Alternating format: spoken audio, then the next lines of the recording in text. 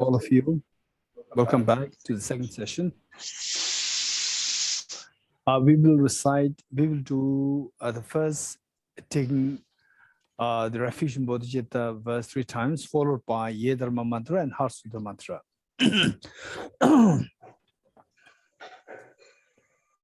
Refusion Bodhicitta.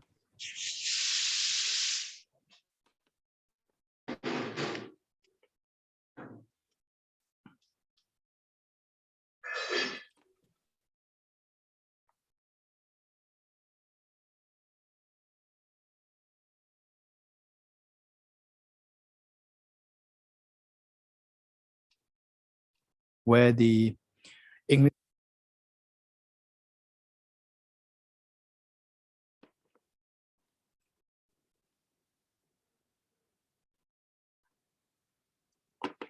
can you hear me? Yes. Okay.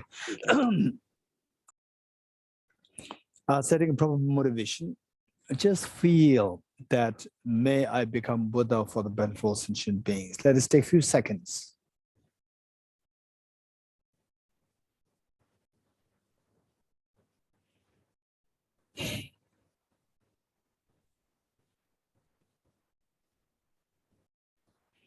Okay, with this in mind, let's recite the verse together. If you know this by heart, we'll say this. If not, I'll say this, and you just follow the interreflection. I go for refuge until I'm enlightened to the Buddha, the Dharma, the Sangha. By my accumulations to the practice of giving and so forth, may I become a Buddha to benefit all sentient beings. I go for refuge until I'm enlightened to the Buddha, the Dharma, the Sangha. By my accumulations to the practice of giving and so forth, may I become a Buddha to benefit all sentient beings. I go for refuge until I'm enlightened to the Buddha, the Dharma, the Sangha. By my accumulations to the practice of giving and so forth, may I become a Buddha. Accomplir l'état de Bouddha par le bien de tous les êtres. Selon Zoge Chonam Lai, Janju Bardo Dani Kyazu, Dagi Jinzo Gyobe Tsoknam Ki, Dola Benjir Zangi Dubara Jo.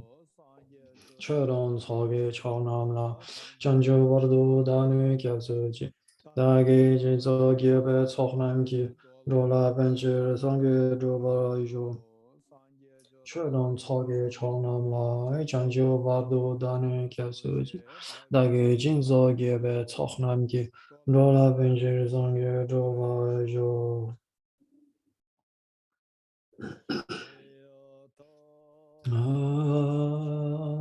Om Gate Gate Paragate Arasamgate Bodhiswaha Tadyata Om Gate Gate Paragate Arasamgate Bodhiswaha Tadyata Om Gate Gate Paragate Parasamgate Bodhiswaha.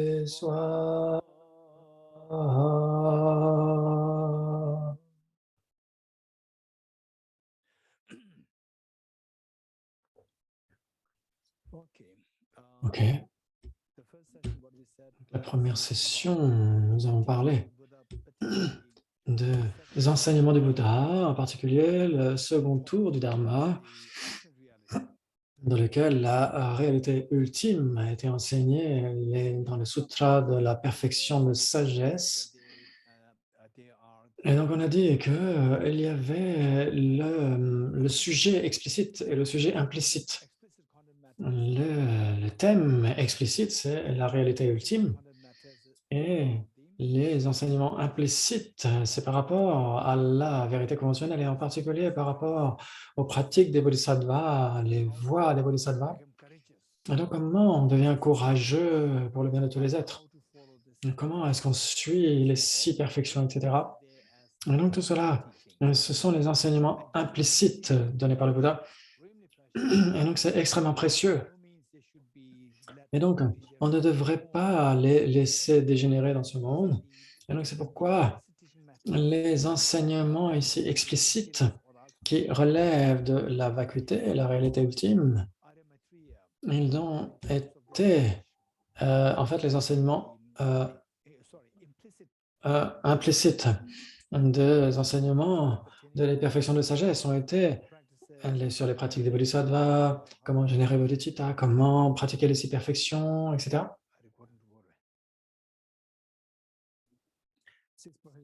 Les six perfections, etc.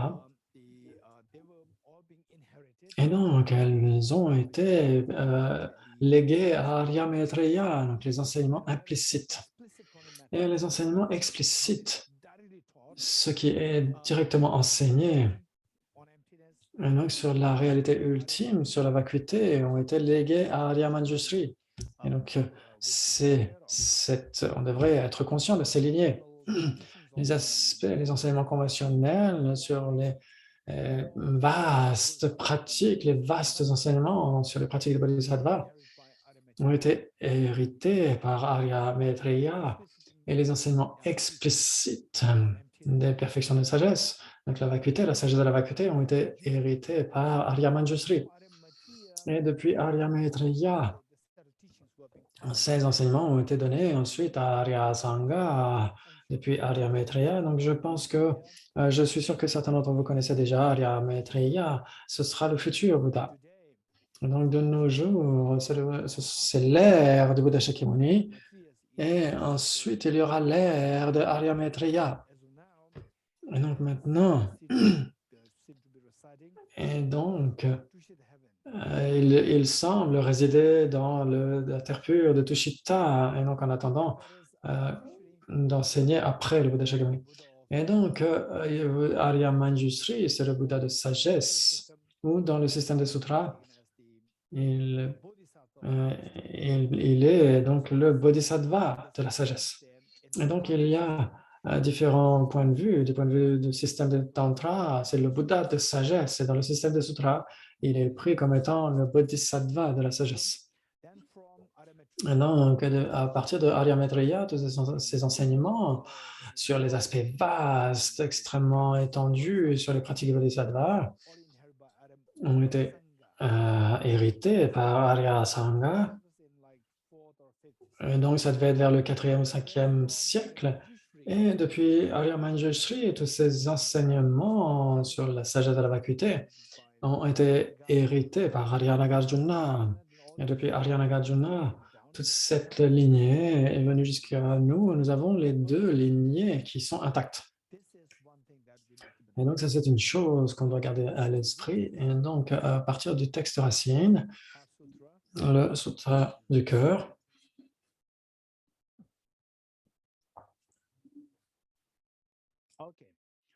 OK. Donc, le sutra du cœur, le sutra de perfection de sagesse. Et en particulier, les sutras sur la perfection de sagesse, il y en a de nombreux. Il y en a de nombreux. Et à partir de cela, ici, c'est le cœur de la perfection de sagesse, des sutras de la perfection de sagesse, ce texte en particulier. On a besoin d'apprendre que les enseignements du Bouddha sont classifiés. Il y a tellement de façons de les classifier, mais l'une d'elles, c'est de classifier en 3. Les enseignements directs du Bouddha, et donc les enseignements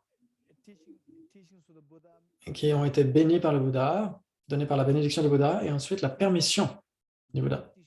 Et donc les enseignements directement donnés par le Bouddha, qu'il a évoqué lui-même, qu'il a mentionné lui-même, qu'il a donné lui-même directement, ce sont les enseignements directs du Bouddha. Ensuite, le numéro 2, ce sont les enseignements bénis du Bouddha, les enseignements bénis. Les enseignements du Bouddha, en fait, le Bouddha les a bénis et ces enseignements sont les enseignements du Bouddha. Je vais vous donner des exemples. Et le troisième, ce sont les enseignements qui sont donnés par la permission du Bouddha. Les premiers, c'est ce que le Bouddha a enseigné, Par exemple, les vraies souffrances qui devraient être identifiées, les vraies origines devraient être abandonnées, les vraies cessations de la souffrance doivent être actualisées,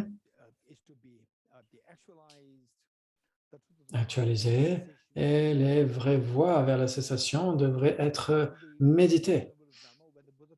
Et donc, dans ces premiers cycles, le Bouddha a mentionné, et là, ce sont ses propres mots qu'il a directement enseignés. Et donc, ce sont des enseignements directs du Bouddha. C'est une première classe. Ensuite, le numéro 2, c'est, on pourrait, par exemple, quand le Bouddha a béni les feuilles, par exemple, des arbres, et donc, pour nous, les êtres ordinaires, nous, on entend simplement du son, le son des feuilles des arbres qui bougent dans le vent. Et quand c'est béni par le Bouddha, d'une certaine manière, et donc en fonction des prédispositions, les prédispositions karmiques, etc. Et donc, ce son du bruissement des feuilles donne des enseignements sur les phénomènes composés qui sont impermanents et tous les phénomènes contaminés qui sont souffrances, etc. Donc, ce sont des enseignements qui sont bénis par le Bouddha. Et donc, c'est la deuxième catégorie. Ensuite, la catégorie numéro 3, c'est que le Bouddha a donné la permission. Le Bouddha a consenti, donné la permission. Et donc, ça c'est fait. Ce que vous voyez ici dans le sutra du cœur, ça appartient à la troisième catégorie. Et donc, il y a certaines sections du sutra que le Bouddha a évoquées lui-même, mais le dialogue qui survient entre Arya Avalokiteshvara et Shariputra, ce sont des enseignements classifiés comme étant les enseignements par la permission du Bouddha auquel le Bouddha a consenti. Et donc, le Bouddha a approuvé, en effet, oui, c'est ce que Arya Avalokiteshvara a dit, c'est en effet excellent. Et donc, le Bouddha a donné son approbation, et donc c'est pourquoi on parle des enseignements qui sont permis par le Bouddha, ou approuvés. Et donc, si on regarde le scénario, il y a beaucoup d'entre vous qui ont été à Rajagriha, Rajgir à notre époque.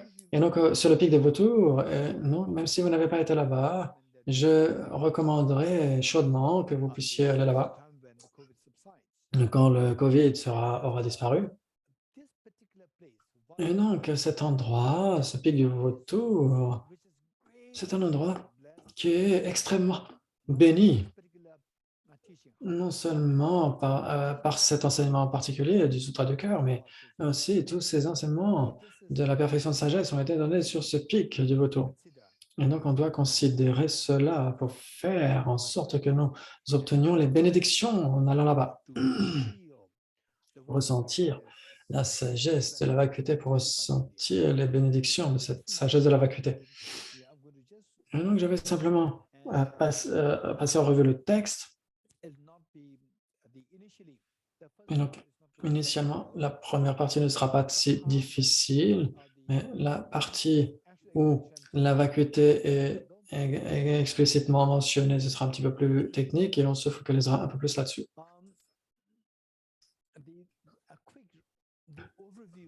Donc, la vision générale de ce qui sera dit, le synopsis, on pourrait dire, de ce qui sera ici enseigné dans le Sutra du cœur, c'est qu'on a le contexte qui est donné d'abord. Donc, sur le pic de Vautour, le Bouddha Shakyamuni, qui est autour d'une congrégation, qui est entouré par une congrégation de bodhisattvas, de moines, de moniales, de personnes laïques. Ils sont tous là. Et donc, au côté du Bouddha, il y a Arya Avalokiteshvara, le bodhisattva, dans le système des sutras. Arya Avalokiteshvara et Arya Manjusri, Arya Maitreya, ils sont tous considérés comme des bodhisattvas du 10e bhumi. Et donc, Arya Avalokiteshvara, le bodhisattva de la compassion, était là. Et Shariputra, qui était un arhat, et qui était aussi aux côtés du Bouddha. Et le Bouddha entrer en samadhi sur la vacuité, la sagesse de la vacuité. Et les personnes ordinaires comme nous, en fait, si on avait été chanceux de voir le Bouddha comme cela à ce moment-là, le Bouddha était simplement entré dans un état méditatif, et donc d'une manière télépathique, d'une manière, par la bénédiction du Bouddha, de par télépathie, le Bouddha a inspiré Shariputra à se lever et à poser des questions à Avalokiteshvara. Et Shariputra, de manière télépathique, a pu ressentir cette inspiration du Bouddha. Il s'est levé, a fait des prosternations au Bouddha, a fait des prosternations à Arya Avalokiteshvara et a commencé à poser des questions à Arya Avalokiteshvara. Et le Bouddha était profondément entré en samadhi sur la sagesse, sur la perfection de la sagesse. Et Shariputra s'est tourné vers Arya Avalokiteshvara et a posé la question. Et les choses, quand on entendra dans les détails, quelle est la question posée par Shariputra? C'est le point numéro 1. Numéro 2, Arya Avalokiteshvara a répondu à Shariputra, la question de Shariputra. Quel type de réponse donne Arya Avalokiteshvara? Ce sont ces deux choses qu'on devrait garder à l'esprit.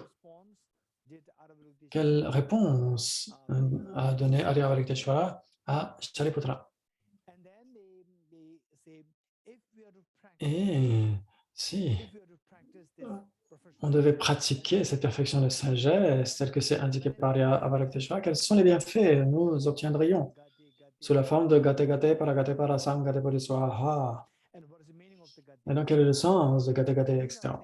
Et donc, ça, ce sont les choses que nous devrions garder à l'esprit. Et donc, avec cela à l'esprit, avec le partage d'écran,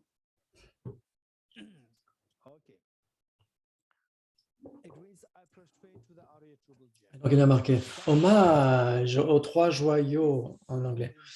Et donc, voilà, juste après l'hommage, hommage à l'Arya triple joyau, voici ce qu'une fois j'ai entendu. Donc, tous ces enseignements sont survenus il y a 2500 ans. Originellement, ils n'étaient pas transcrits. Ils étaient simplement transmis dans la tradition orale. Et à un moment donné, après que le Bouddha ait assumé le Mahaparinirvana, il y a eu le besoin pour que ces enseignements soient compilés ultérieurement. Et donc, qui a fait ces compilations pour les enseignements qui étaient destinés à la libération individuelle, pour le nirvana individuel, ces enseignements qu'on trouve actuellement disponibles dans le canon Pali de la tradition du Theravada, et donc ont été compilés par les arhats, comme Mahakashyapa et Ananda, l'arhat Ananda et l'arhat Upali. Et ces grands arhats ont compilé les enseignements du Bouddha qui, de nos jours, sont disponibles dans le canon Pali. Et de nos jours, on trouve le canon sanskrit aussi. Et donc, ce sont principalement les enseignements mahayanistes. Et ils avaient été compilés par les grands bodhisattvas tels que Vajrapani, Arya Vajrapani et puis Arya Manjushri. Et donc, tous ces enseignements été compilés par eux. Et donc, grâce à ces compilations, on a par exemple de nos jours, par exemple, quand on fait des recherches scientifiques, on doit avoir le comité d'éthique, par exemple. Ce que vous faites, par exemple, dans vos recherches, est-ce que c'est éthique ou pas? Il y a vos recherches scientifiques. Et donc, vous avez, est-ce que c'est éthique ou pas? Et donc, vous avez le conseil des sages pour l'éthique. Et donc, qui valide ce que vous faites ou pas. Et donc, il vous donne la permission. Et donc, dès qu'il n'y a pas d'objection donnée par le comité d'éthique, à ce moment-là, il y a la possibilité de faire cela. Est-ce que tout le monde pouvait compiler les enseignements du Bouddha? Non. Non, parce qu'il y avait tellement de profondeur dans les enseignements du Bouddha que les personnes devant compiler ces enseignements devaient être extrêmement fiables au niveau de leurs connaissances et devaient avoir de hautes réalisations. Et donc, les enseignements donnés pour la libération individuelle, les compilateurs devaient être des arhats. Un arhat, ça veut dire quelqu'un qui a obtenu le nirvana. Et donc, les compilateurs des enseignements mahayanistes, eux, devaient avoir obtenu les très hauts niveaux des bodhisattvas. Et donc, ils étaient sur le seuil de l'état d'éveil. Et donc, c'est pourquoi il y a marqué ici, voici ce qu'une fois j'ai entendu. Et donc, ce sont les mots des compilateurs. Celui qui a compilé cela. Celui qui a compilé cet enseignement, il dit, ce n'est pas ma création personnelle. C'est exactement ce qui est advenu il y a 2500 ans, quand le Bouddha était toujours vivant avant qu'il assume le paranirvana. Et donc, ici, c'est pour donner l'authenticité des enseignements, indiquant l'authenticité des enseignements. Et donc, le Bouddha a tellement mis l'emphase. Donc, à chaque fois qu'on lit des commentaires, il est conseillé que quoi que l'on fasse, ces enseignements sur la vacuité, sur bodhicitta, les six perfections, etc., et les 4 sceaux, ces enseignements pour nous guider véritablement vers le nirvana et l'éveil, ce n'est pas pour avoir une richesse intellectuelle, ce n'est pas pour avoir simplement un contenu intellectuel, pour se stimuler intellectuellement, ce n'est pas pour cela. Non, c'est beaucoup plus que cela.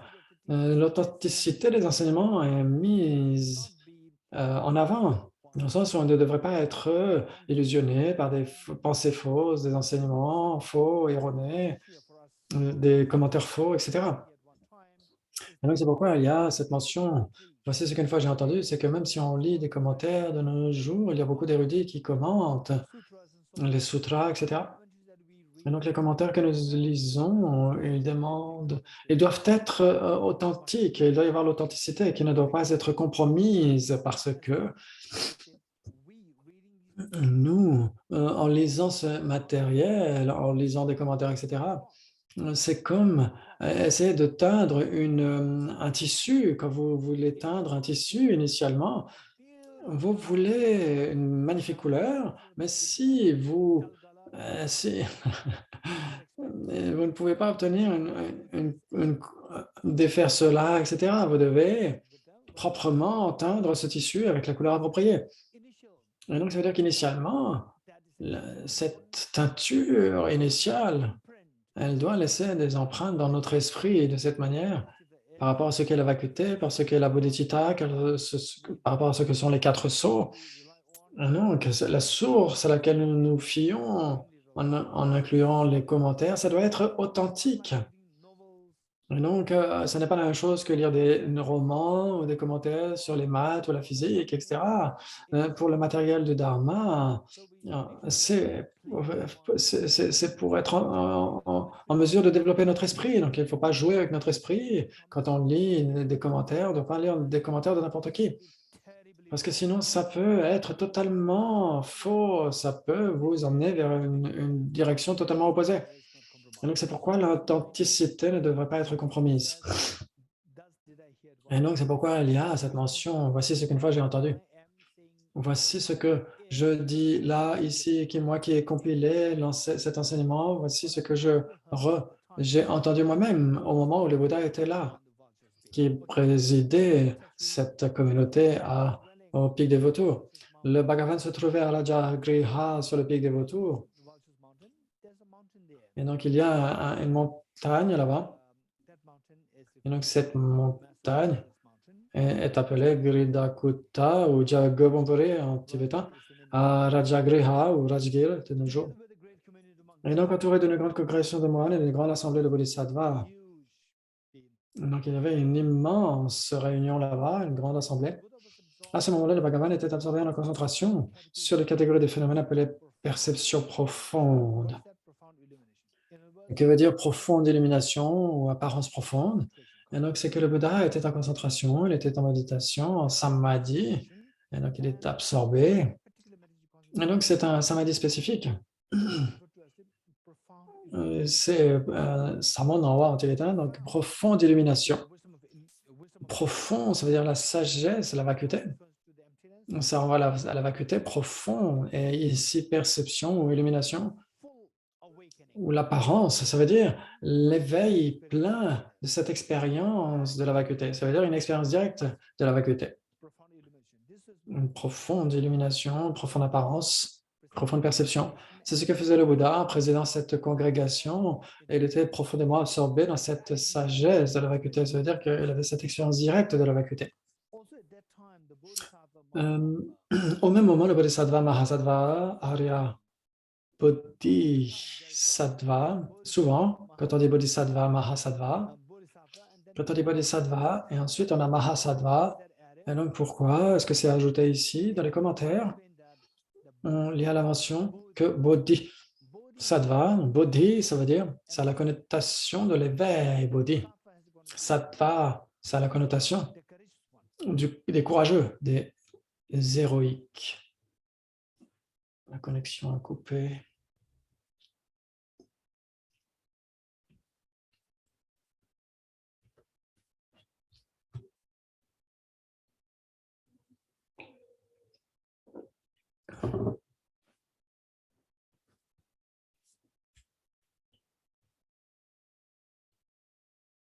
OK.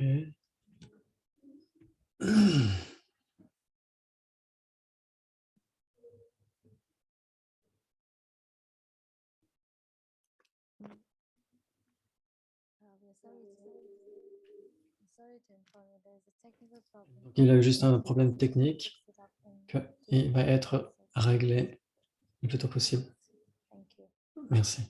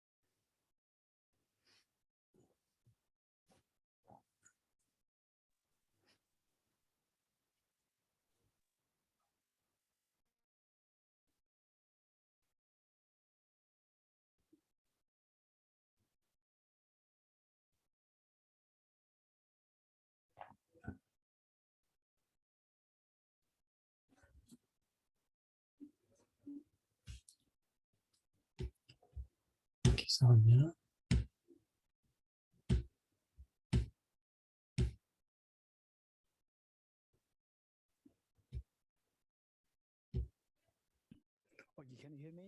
Oui, yes. We can hear you.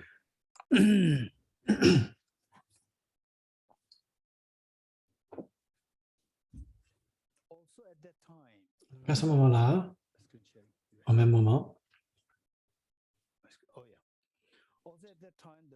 le Bodhisattva Mahasattva Arya Avalokiteshvara contrôla la pratique même de la profonde perfection de sagesse et elle vit que les 5 agrégats également étaient vides de nature propre. Donc Arya Avalokiteshvara est connu comme étant le Bodhisattva Mahasattva. Et le Bodhisattva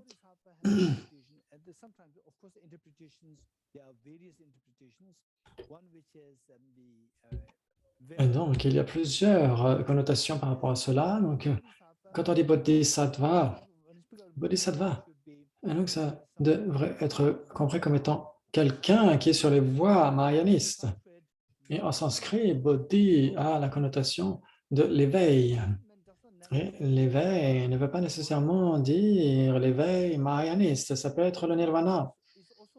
Donc, parce que la libération est une forme d'éveil, bodhi, d'un certain point de vue.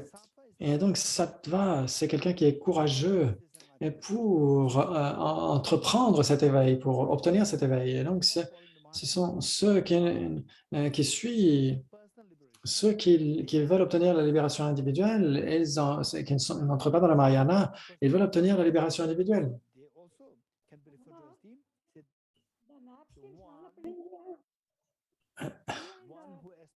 Et donc, c'est quelqu'un qui aspire à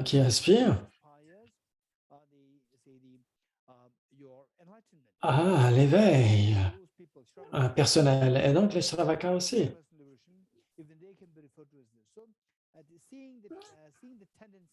Et donc, c'est ceux qui ont la tendance à être confus pourraient voir que ceux qui recherchent la libération individuelle pourraient être compris comme cela. C'est pourquoi on a ici bodhisattva. C'est pourquoi sattva ici, ce sont ceux qui veulent obtenir l'éveil, mahasattva. Ce sont les grands courageux. Ce sont les courageux qui veulent obtenir cet éveil plein et entier. Donc, c'est pourquoi on rajoute mahasattva pour renvoyer à cela. Et certaines personnes disent, certaines interprétations vont dire que il y a certains bodhisattvas qui sont plus courageux et d'autres le sont moins. Par exemple, Arya Avalokiteshvara, Arya Manjushri sont extrêmement courageux et donc c'est pourquoi on rajoute cette épithète mahasattva à bodhisattva. Et donc, ce sont des bodhisattvas, en tout cas. En effet. Et donc, Arya Avalokiteshvara, Arya veut dire quelqu'un, Arya, en anglais, c'est supérieur. En tibétain, c'est Pakpa. Et donc, en français, c'est supérieur ou noble. Et donc, c'est supérieur aux personnes ordinaires. Et donc, c'est ce que les Aryas voient en termes de réalité. Et ce sont des Aryas dans le sens, ils sont supérieurs parce qu'ils voient la réalité ultime directement. Et donc, c'est pourquoi on les appelle les supérieurs, ceux qui perçoivent la réalité ultime directement. Et Arya Avalokiteshvara contempla la pratique même de la profonde perfection de sagesse. Donc, ce que Arya Avalokiteshvara fait à ce moment-là, c'est qu'il contemple cette pratique même de perfection de sagesse.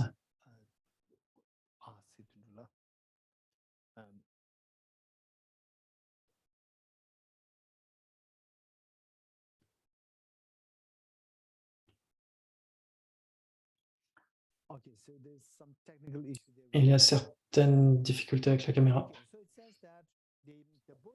Et donc, le Bodhisattva, Mahasattva Arya Avalokiteshvara, qu'est-ce qu'il faisait? Donc, il contemplait la pratique même de la profonde perfection de sagesse. Là encore, cette sagesse de la vacuité, il était en train de contempler cette sagesse de la vacuité. Et il vit que ces 5 agrégats, les 5 agrégats également étaient vides de nature propre, de nature inhérente. Donc, Arya Avalokiteshvara était en train de contempler cette sagesse de la vacuité pour voir que tout est comme un rêve. Donc, que le soi, la personne est comme un rêve. Parce que, par exemple, si on regarde cette fleur, et regardez cette fleur, elle est vraiment belle, elle est vraiment attirante. Et donc, si vous vous rapprochez, pour voir de manière plus rapprochée, vous verrez les atomes. Et donc, pour être honnête, aucun des atomes n'est magnifique, c'est plutôt l'autre. Ce que vous voyez là, de manière superficielle, c'est plutôt attirant, c'est plutôt agréable, c'est plutôt joli. Maintenant, quand vous allez au niveau atomique, Je suis sûr que vous seriez d'accord avec moi. Qui d'entre vous serait d'accord que quand vous allez au niveau atomique, aucun des atomes n'est aussi beau que cette fleur? Qui est d'accord? Levez la main, levez la main. Qui d'entre vous est d'accord avec moi? Levez la main. Très bien. Et donc, le point ici, c'est que quand vous allez à ce niveau atomique, subatomique, vous voyez les fleurs ici, vous voyez les autres personnes, et vous regardez le même objet au moyen de plus vous vous rapprochez en fait au niveau subatomique. Et donc, vous voyez simplement des amas d'atomes. Et les autres personnes qui étaient si impressionnées, oh, mais cette fleur est tellement belle. Et donc, vous pourriez voir sur le visage de la personne un rayonnement, etc., que cette personne était vraiment émue par cette beauté de fleur. Mais vous voyez que c'est simplement un amas d'atomes. Et donc, si vous ne répondez pas à cet objet comme étant extrêmement attiré, et d'autres personnes vont être tellement attirées parce qu'il y a deux vues avec deux perceptions différentes du même objet. Vous voyez cet objet comme étant un amas d'atomes, alors que les autres personnes, ils voient simplement ces magnifiques fleurs. Donc, ceux qui voient des fleurs fraîches, etc., leur émotion est plutôt leur émotion est plutôt légère, etc. Et vous, vous n'avez pas ce type d'émotion parce que vous voyez le niveau subatomique. Et donc, vous êtes en train de découvrir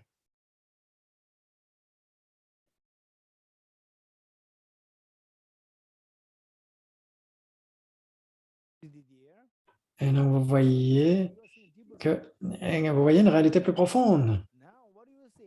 Et maintenant, qu'est-ce que vous voyez? Je vois simplement un amas d'atomes.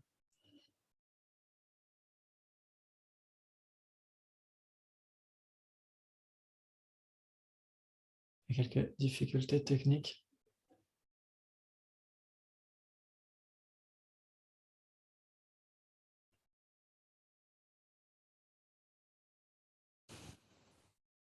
OK. Yes. Il y a quelques obstacles pour ce traducteur. Ce n'est pas si facile. Et donc, oui, et donc c'est la réalité. Les enseignements sur la vacuité. Et donc, une petite digression, mais c'est bon pour nous tous de connaître cela. Imaginez que vous ayez une dette très lourde à payer, un crédit très lourd, et vous ne pouvez pas payer. Et la personne qui vous prête cet argent, cette personne sait que vous ne pouvez pas payer. Alors, cette personne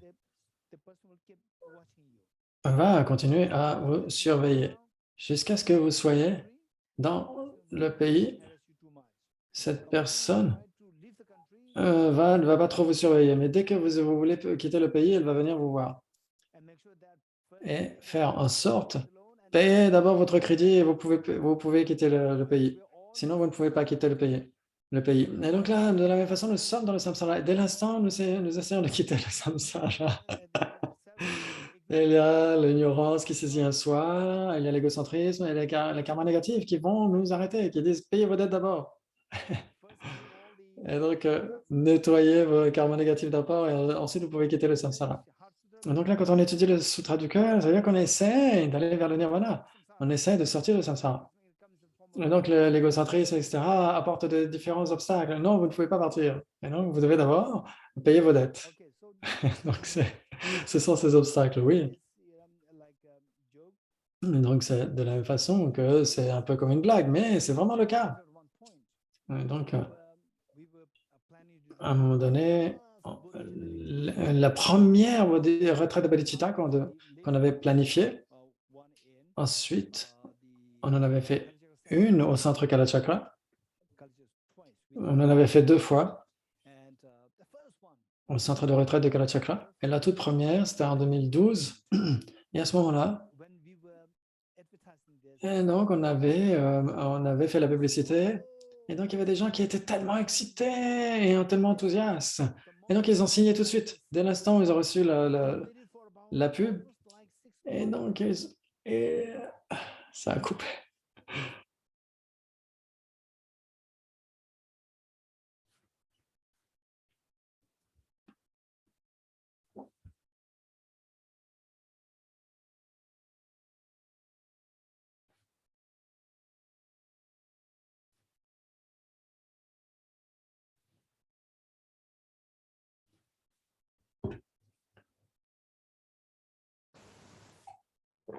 OK.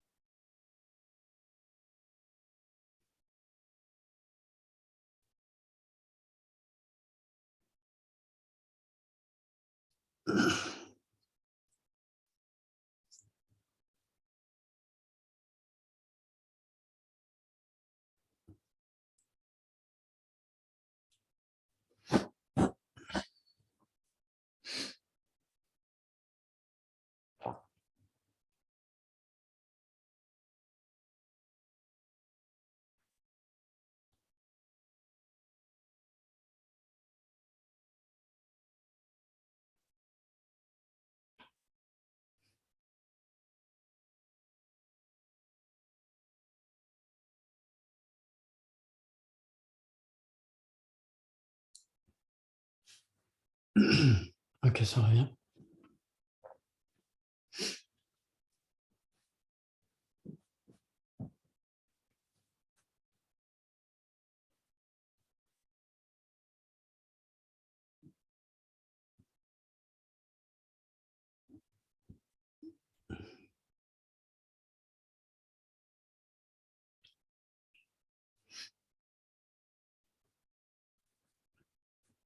C'est juste des détails techniques qui vont être résolus bientôt.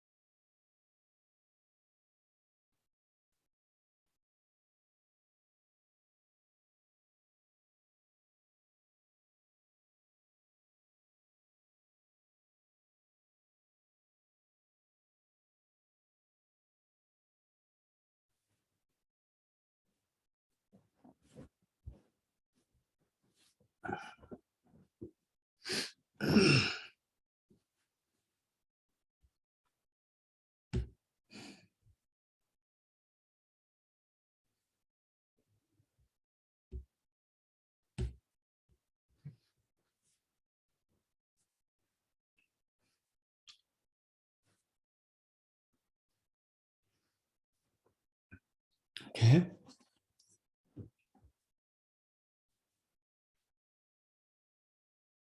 Oh, can you hear me? Oui, yes. Sorry for this Désolé pour cette, technical issues. ces problèmes techniques. Um, so now looking at this Donc object, maintenant, regardez cet objet comme étant une fleur. the others they Et feel donc, les autres pourraient ressentir que c'est tellement beau, etc. Et vous voyez simplement un amas d'atomes. Et vous ne ressentez pas vraiment quoi que ce soit de très, très attirant là. Et donc, il n'y a pas ce développement émotionnel, etc. Et donc, ça veut dire qu'une personne voit ces fleurs et vous voyez un amas d'atomes.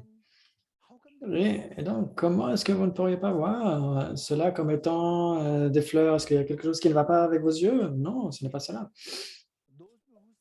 En fait, ceux qui voient des fleurs, c'est leur perception. Bien sûr, on ira voir les détails par la suite, ne vous inquiétez pas pour l'instant. Et donc, c'est leur perception. Donc, ce que vous voyez, vous, c'est juste un amas d'atomes. Et vous voyez les composants des fleurs. Vous voyez les constituants de la fleur. Les constituants de la fleur. Et donc ici, il n'y a rien de son propre côté qui soit une fleur, c'est la perception des êtres qui voient, des autres qui voient une fleur. Et vous voyez plus profondément, vous voyez les parties subtiles des fleurs. Même cette perception, elle est trompeuse. Et donc, ceux qui peuvent voir les atomes au niveau subatomique, les électrons, les protons, les neutrons, etc., vous pourriez ne pas voir même les atomes, vous verrez simplement des protons, des neutrons, des électrons. Et donc, où sont ces atomes maintenant? Même ces atomes dépendent de votre perception, ils ne sont pas vraiment là du côté de l'objet. Alors, ce que l'on voit ici, c'est que on voit l'objet et ses parties, et quand on va voir les parties, l'objet lui-même disparaît. Cela indique que ce que vous voyez comme étant un objet, c'est simplement votre perception. Cela dépend de votre perception. Cela n'est pas là de son propre côté, du côté de l'objet, que ce soit des fleurs, des personnes ou quoi que ce soit. Donc, c'est votre projection, bien sûr. Ça va prendre du temps pour nous de nous rapprocher de cela. On verra les détails un peu plus tard, pas pour l'instant. Donc maintenant, le point ici, c'est que Aryavakteshvara était en train de voir que cette personne est comme un rêve. Et donc, je vais vous donner un exemple. Donc, quand vous regardez, quand vous me voyez, et donc vous me voyez comme étant une personne. Est-ce que vous êtes d'accord avec moi que ce que vous voyez comme étant un corps humain, ce n'est rien d'autre que fait de, peut-être que c'est, si je ne me trompe pas, ce serait sur 70 kilos, le nombre d'atomes qui constituent mon corps, c'est comme 7 par milliard d'atomes. Et donc, si vous avez 80 kilos, c'est comme 80 multiplié par des milliards de milliards. Et donc, ça fait 10 puissance 27 atomes. Et donc, c'est le nombre d'atomes qui constitue votre corps. Et donc, qu'est-ce que ces atomes? Ces atomes sont faits de particules élémentaires. Et ce que nous voyons, c'est que la première chose que je voulais partager un petit peu avec vous, c'est que quand vous voyez votre mari, votre femme, votre enfant, votre mère, votre père, etc., quand vous voyez cette personne, vous la voyez comme une personne.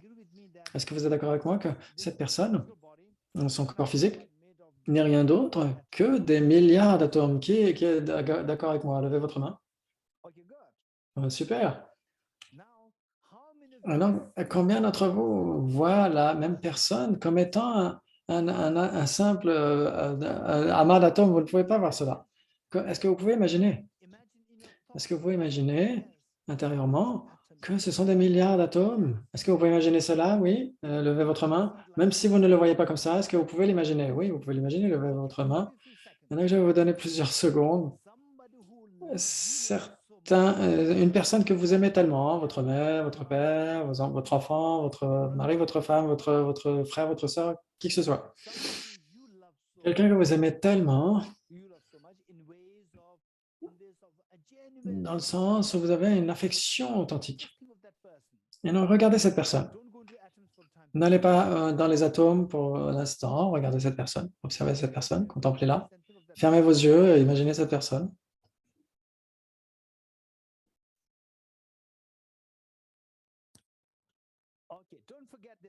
N'oubliez pas cela maintenant. Ouvrez vos yeux. N'oubliez pas cette apparence de cette personne. Ne l'oubliez pas. Maintenant, on va faire un autre exercice. Essayez de contempler. Fermez vos yeux et suivez les instructions. Contemplez que cette personne n'est rien d'autre qu'un truc fait de des milliards et de milliards et de milliards d'atomes. Contempler cela, oui, c'est tellement vrai, pas uniquement vrai, mais quand vous regardez cette personne au microscope électronique, vous voyez cette même personne, mais pas vraiment le même objet. Mais un amas d'atomes en nombre immense. Essayez de voir cela.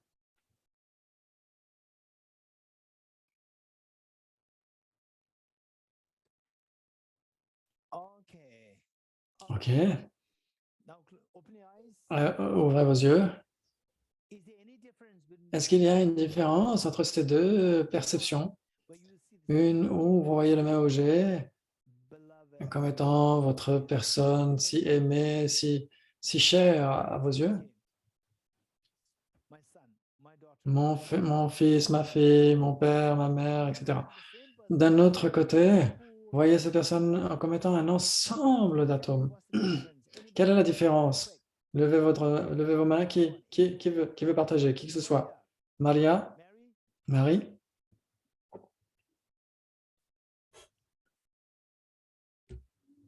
Vision en atome, mais il n'y a rien, c'est fade. On n'a pas de sentiment, il n'y a rien, c'est quelque chose de fade, il n'y a rien. On ne ressent rien, aucun sentiment, ça c'est un vide.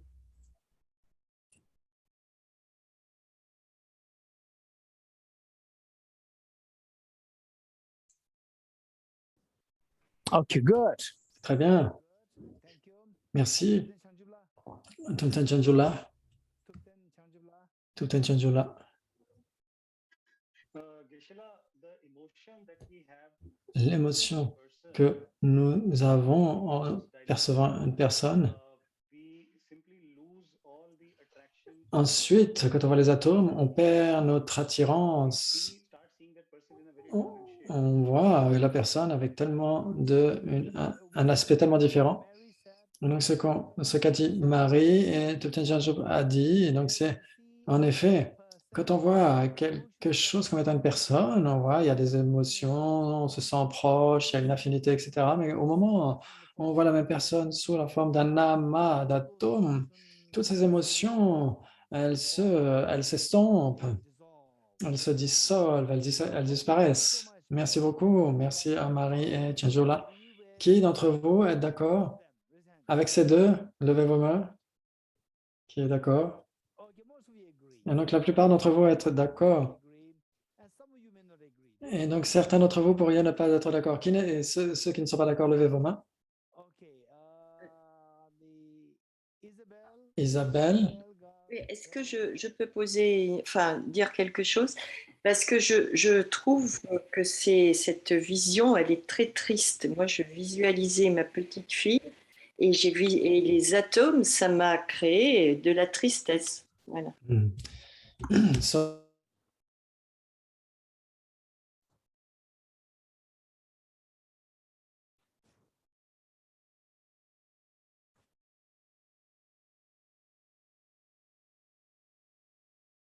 Oh, yes, that's true. Oui, c'est vrai. D'une certaine manière, ce qu'a dit Isabelle et ce qu'a dit Tupten Chanjula et Marie, c'est similaire. Et donc, quand vous avez une affinité immense, vous avez quelqu'un, quand vous voyez la même personne qui habituellement vous donne un sentiment d'affinité, d'amour, etc. Et donc, quand vous voyez cela sous une forme d'amas d'atomes, et donc ces émotions d'attirance, etc., stop, et donc vous vous sentez triste parce que maintenant, vous voyez l'autre personne sous la forme d'atomes, mais vous ne vous voyez pas vous-même comme étant des atomes. Et donc, vous voyez comme étant une personne concrète qui veut quelqu'un que vous aimez, ou quelqu'un qui vous aime. Donc, c'est ce que nous recherchons. Et donc, quand ça c'est parti, et donc, il y a une certaine tristesse qui vient. C'est en effet ce que vous avez dit, c'est très vrai. Et donc, vous voyez le soi. Si vous voyez le soi comme un amas d'atomes, et même cette tristesse, pas uniquement la tristesse, mais même la peur, peut disparaître. Et donc, c'est ce qui potentiellement peut arriver. En effet, on pourrait être tous d'accord de voir qu'il y a une fluctuation d'émotions. Vous avez des émotions jusqu'à 0 émotion ou une émotion positive qui se transforme en émotion négative. Qui sera d'accord? Oui. Qui lève sa main pour dire qu'il est d'accord? Très bien. OK. Donc, avec ça à l'esprit, et donc c'est quelque chose que nous devons considérer. C'est en effet, waouh! Et donc, ce que moi-même, quand je suis heureux, pas heureux, etc., en fait, tout cela est déterminé par nos émotions. Nos émotions. Et nos émotions peuvent être fluctuantes euh, par la perception de l'objet et non par l'objet lui-même. C'est le même objet, mais avec des perceptions différentes et vos émotions peuvent fluctuer en fonction de cela. Et cela détermine est-ce que je suis déprimé, heureux, et donc je sors de ma dépression ou entre en dépression. Et donc tout cela est déterminé par la perception et pas par rapport à l'objet lui-même. Et donc mais en fait, on est persuadé que c'est l'objet qui nous donne la dépression, qui nous fait sortir de la dépression. Donc avec cela à l'esprit, ce qu'on a appris, c'est que bien sûr, initialement, c'est assez effrayant. C'est plutôt effrayant malgré tout. Si vous essayez de suivre cela, vous êtes vraiment effrayé, que vous pouvez sortir de cela, vous avez la tendance. Et donc, vous pourriez sombrer vers le nihilisme. Et donc, quand la véritable vacuité est expérimentée, initialement, et donc vous pouvez sombrer vers le nihilisme, et ensuite vous sortez de cela pour aller vers l'expérience de la vacuité. Donc, la tristesse, la peur, etc., tout cela est remplacé par une joie immense, et une tranquillité immense, et une paix immense. Donc, ça, c'est extrêmement précieux. Et donc, pour cela, si en étudiant la vacuité, en réfléchissant à la vacuité, en méditant à la vacuité. Et donc, si on devait aller vers cet état de peur, submergé par la peur, et donc une peur plutôt prolongée, à ce moment-là, on doit essayer de consulter quelqu'un qui a vraiment passé beaucoup de temps à étudier, réfléchir et méditer sur la vacuité. Et donc, vous devriez avoir une consultation avec ces enseignants, parce que sinon, vous pourriez sombrer dans le nihilisme. Et donc, il faut sortir du nihilisme, bien sûr. Mais nous avons besoin d'aide pour cela. Et donc, OK, avec cela à l'esprit, et donc on voit que cette fleur, la personne, et donc cette personne, ensuite vous essayez de voir que tous les os, la chair, le sang, les espaces, l'air, la conscience, et vous voyez tous ces constituants, et vous voyez qu'il n'y a pas de personne vis-à-vis de laquelle on se sent connecté. Et donc on parle des agrégats. Vous voyez vous-même comme étant des agrégats. Et là, les agrégats eux-mêmes sont trompeurs. Il y a une perception trompeuse des agrégats. Et même les agrégats eux-mêmes, ça dépend d'une perception. Les cellules sont des perceptions. Et les chromosomes, et les molécules de l'ADN, etc., les atomes des perceptions, etc. Et donc, vous pourriez aller en profondeur dans la subtilité pour voir au niveau atomique, vous pouvez prendre n'importe quoi, même cela, c'est une perception, il y a quelque chose de plus subtil derrière. Donc, c'est pourquoi ce que fait ici Arya Avalokiteshvara, c'est qu'à ce moment-là, le Bodhisattva Mahasattva, on va faire le partage d'écran. On va continuer à lire le texte. Et donc, à ce moment-là, le Bodhisattva Mahasattva Arya Avalokiteshvara contempla la pratique même de la profonde perfection de la sagesse et il vit que les 5 agrégats également étaient vides de nature propre. Nature propre, ça veut dire pas vide de nature propre, ça veut dire pas véritablement réel. Et donc le soi est comme une illusion, vous pouvez simplement voir des atomes, des agrégats, etc. Et même les agrégats sont semblables à l'illusion, pas uniquement le soi, la personne, mais aussi les agrégats de la personne sont semblables à l'illusion. Vide de nature inhérente, vide d'être existant véritablement, d'être réel et véritable. Et donc, qu'est-ce que veut dire cela? Ça, c'est une bonne question. Je serais heureux de l'évoquer plus tard. Avec cela à l'esprit. Puis, par le pouvoir du Bouddha, le vénérable Shariputra s'adressa en ces termes au Bodhisattva Mahasattva Arya Avalokiteshvara. Et donc ici, par le pouvoir du Bouddha, le Bouddha était absorbé en état méditatif sur cette apparence profonde. Et donc, le Bouddha télépathiquement a inspiré, a béni Shariputra pour qu'il se lève, qu'il fasse des prosternations au Bouddha et à Avalokiteshvara, et qu'il témoigne son respect et qu'il pose la question. Quelle est la question? Ça, c'est si important. Quelle est la question? Et donc, par le pouvoir du Bouddha, Shariputra s'adressant à ce terme au Bouddha Mahasattva Arya Avalokiteshvara, les fils de la lignée désirent de pratiquer la profonde perfection de sagesse. Comment doivent-ils s'y prendre? Cette question est posée. Et donc, c'est la question. Et donc, au moment, les fils de la lignée, qu'est-ce qu'on entend par fils de la lignée? Et donc, de nos jours, on en parle beaucoup moins. Mais à l'époque, il y a 1000 ans, 2000 ans, et peut-être même de nos jours dans certains endroits. Par exemple, en Angleterre, on parle de la reine, du prince, et donc toute sa lignée ici. Et dans de nombreux pays de nos jours, vous avez la dynastie avec les rois, les reines, etc. Et donc, dans ces temps anciens, quand les rois étaient très puissants, et donc vous aviez le prince, le fils du roi, était considéré comme étant très important. Donc, même si les ministres étaient si intelligents, si expérimentés, si sages, malgré tout, le fils du roi qui avait simplement 2 ou 3 ans, mais sans connaître rien, malgré tout, tout le monde respectait cet enfant comme étant plus important que les sages ministres à ces jours-là. De nos jours, je ne suis pas sûr, mais à l'époque, oui. Et donc, c'est pourquoi est-ce qu'il était considéré comme étant extrêmement précieux? Qui veut lever sa main? Rinchen Dorje.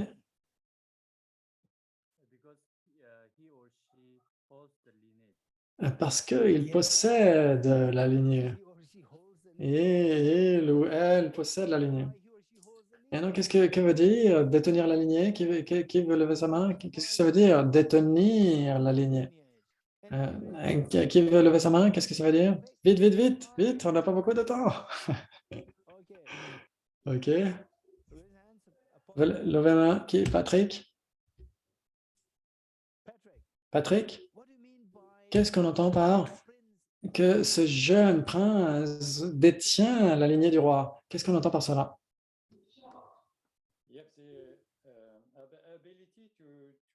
Il a la capacité de devenir un roi. Oui, c'est le sens.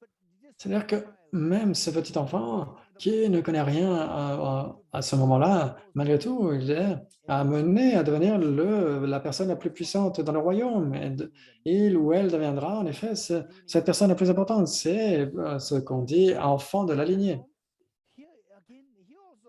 Et donc ici, mais on a marqué enfant de la lignée. Qu'est-ce que ça veut dire ici? Cette lignée, ce n'est pas la lignée des rois ou des reines, c'est la lignée de l'éveil. Quelqu'un qui pourra bénéficier à tous les êtres. Et que veut dire le roi? Le roi, c'est celui qui a la capacité de bénéficier à tous les sujets de son royaume. Et ici, cette lignée qui est mentionnée dans le texte, c'est la plus grande lignée. C'est celle qui permet d'aider tous les êtres sans exception. Ceux qui possèdent cette lignée, à l'époque, bien sûr, c'était le roi, les princes ou les princesses. Et ici, cette lignée, c'est quoi? C'est chacun d'entre nous. Chacun d'entre nous peut être un détenteur de cette lignée, cet enfant de lignée. Dès l'instant où vous naissez dans cette lignée, vous devenez un détenteur de la lignée. Donc, ça veut dire que vous pouvez être détenteur de la plus grande des lignées, la lignée de l'éveil. Vous pouvez être le détenteur de cette lignée. N'importe qui peut être le détenteur de la lignée. Mais comment est-ce que je sais cela? Pourquoi est-ce que cet enfant est considéré comme très important? Parce qu'il deviendra le roi à l'avenir. Mais si vous devenez le Bouddha à l'avenir, vous devenez l'enfant de la lignée, le détenteur de cette lignée. Mais comment est-ce qu'on peut devenir cet enfant de la lignée? Ça veut dire comment je vais devenir éveillé? Comment est-ce que je vais devenir un Bouddha? Simplement quand on développe l'engagement, puis sais-je obtenir l'éveil pour le bien de tous les êtres? Et là, quand vous avez cet engagement et que ça devient vraiment authentique, à ce moment-là, vous devenez un enfant de la lignée. Parce que vous allez devenir un Bouddha. Grâce à cet engagement, vous allez devenir un Bouddha. Et donc, vous devenez un enfant de la meilleure des lignées. Et donc, ne soyez pas envieux des autres lignées, des princes, de princes ceci, de princesses cela, etc. Et ce n'est rien à côté du fait d'être prince de la lignée du prince ou de la princesse qui deviendra un Bouddha. Et donc, il n'y a rien de plus grand que cela. Chacun d'entre nous a la capacité de devenir un enfant de la plus grande des lignées, la lignée de l'éveil, de devenir un pleinement éveillé pour être bénéfique à tous les êtres. Ok, donc maintenant, on va dire que ce matin, au cours de cette première session, nous avons tous pris les vœux d'aspiration de Bodhicitta. Puisse-je obtenir l'éveil pour le bien de tous les êtres, je prends refuge dans les trois joyaux, je confesse toutes mes négativités individuellement, je me réjouis dans tous les mérites de tous les êtres et je maintiens le précieux éveil en mon cœur. On l'a dit, c'est ça. Et donc, quand on dit je maintiens le précieux éveil dans mon cœur, ça veut dire que je deviendrai éveillé pour le bien de tous les êtres. Et donc, ça veut dire que de manière très spontanée, on deviendra le détenteur de la lignée, de cette lignée de l'éveil. Maintenant, et donc, comment est-ce qu'on peut devenir un enfant de la lignée? Parce qu'on a fait l'engagement de devenir un éveillé. Et donc, quand on parle de par exemple, je veux devenir un prix Nobel de physique, je veux devenir un prix Nobel de physique, et on est toujours dans les pubs, etc., on est toujours dans les discothèques, etc., et on ne va jamais dans le laboratoire, on n'est jamais en train de lire un bouquin de physique, etc. Et donc, ce n'est juste que verbal, ce ne sont que des mots creux, dire je veux être un prix Nobel de physique. Si on dit je veux vraiment être un prix Nobel de physique, si c'est vraiment authentique, on doit faire quelque chose. On ne va pas aller dans les pubs, on ne va pas finir dans les discothèques tout le temps. On va ouvrir les livres, rencontrer les autres physiciens. Et là, à ce moment-là, on peut espérer devenir un prix Nobel de physique. De la même façon. Et donc, en tant que détenteur de la lignée, un enfant de la lignée, de cette lignée la plus élevée qui soit, c'est que vous vous engagez à devenir un Bouddha. Et donc, comment? Qu'est-ce que vous devriez faire pour actualiser ou matérialiser cette aspiration? Puisse-je obtenir l'éveil pour le bien de tous les êtres? Comment est-ce qu'on va devenir un Bouddha? C'est la question. Et donc, la question ici est posée. Et donc, par le pouvoir du Bouddha, sur le texte.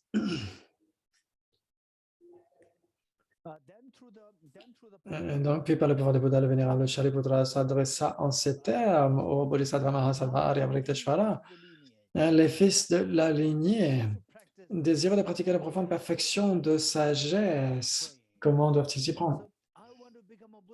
Et donc, je veux devenir un Bouddha. Et comment je devrais pouvoir devenir éveillé parce que j'ai la graine de l'éveil. Mais comment est-ce qu'on le sait qu'on a cette graine de la perfection? Elle est recouverte par les souillures mentales. Et donc, comment est-ce qu'on enlève les souillures mentales? Comment est-ce qu'on doit s'en débarrasser? Et donc, par exemple, l'ignorance et les souillures de l'ignorance. Comment est-ce qu'on se débarrasse de l'ignorance? L'ignorance. Est-ce que vous êtes d'accord avec moi que l'ignorance, c'est comme de l'obscurité? Dans le noir, vous ne voyez pas ce qui est autour de vous. Avec l'ignorance, vous ne voyez pas la réalité autour de vous. Alors, comment se débarrasser de cela, de cette obscurité? Il faut allumer une bougie, allumer une lampe. Dès l'instant où vous allumez la lampe, l'obscurité peut être éliminée. C'est uniquement en apportant la lumière que vous pouvez éliminer l'obscurité. De la même façon, c'est seulement en apportant la lumière de la sagesse que l'obscurité de l'ignorance peut être éradiquée. C'est le seul moyen. Et si on se dit, ah, mais comment est-ce que je peux savoir que cette ignorance à l'intérieur qui obstrue ma nature de Bouddha et non qui m'empêche de connaître cette absence de peur et ce bonheur infini, comment est-ce que je peux le savoir? Comment est-ce que je peux me débarrasser de tout ça? Comment est-ce que, si on ne fait rien, cela ne viendra jamais. Donc, qu'est-ce qu'on doit faire? On doit simplement dire, en faisant des prières, oh, puisse le Bouddha éliminer mes souillures mentales, etc. Cela n'arrivera jamais. Cela n'arrivera jamais. Ce que vous devriez faire, c'est allumer la lumière et pour que les ténèbres soient éliminées. Et donc, ce que vous devez faire, c'est allumer la sagesse, la lampe de la sagesse. Et donc, pour que l'ignorance et les souillures subtiles puissent être éliminées. Et donc, comment pratiquer cette sagesse? Parce que vous pouvez faire cet engagement, puisse-je obtenir l'éveil pour le bien de tous les êtres. Et donc, sans aucun doute, vous devez éliminer les souillures mentales. Et donc, il n'y a que là que vous pourrez obtenir l'éveil. L'éveil n'est pas à l'extérieur.